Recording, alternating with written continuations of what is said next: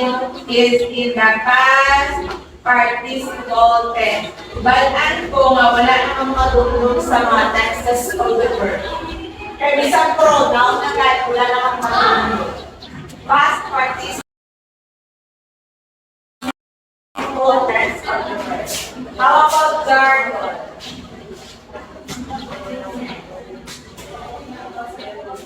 Jargon. Obscure.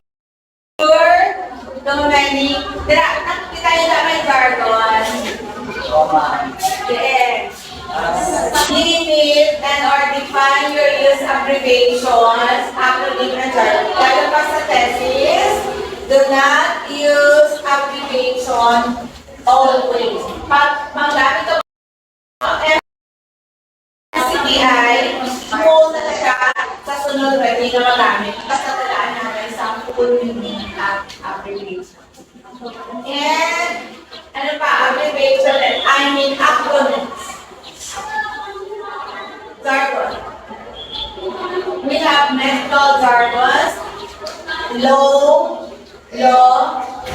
mga ginagamit sa law, sa abogado, may mga jargon sila like habeas corpus. Okay, ano na itong mga kaso nga to? Mayroon mga kaso nga no? At ano homicide at murder? Anong difference ng homicide at murder? Ang murder, pagkatuhan, pagkatsun.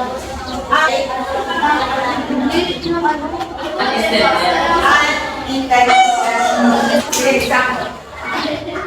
Ligaw na para sa ating video. Di ba mga? Kaya unintelligence, ligaw na para sa ating kanay ka.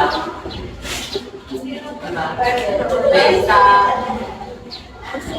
ano, sa murder,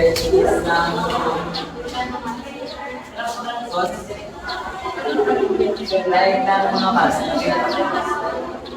Hindi ka kaanuhan nila. Pakitma. Pwede. At ikma ka mo na mga nila na patay. Mabagyan na nila.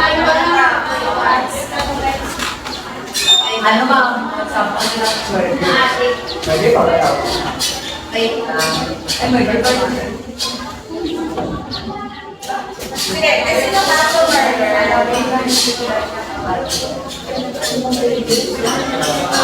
sino may kaso ma-murder?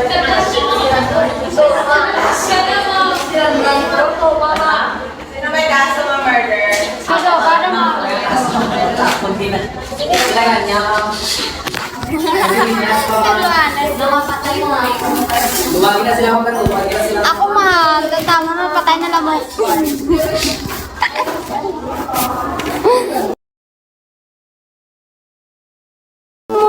May kaso ka sa kapatid na loob. Ma'am, sila na, mama. Mas pwede ng planuhan. Baga Morocco, Sengit Morocco. Binyas ka ang naganya. Ano pwede rin yung Morocco.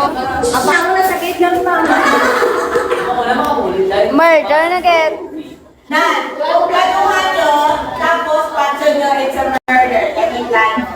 Kasi ako lang sa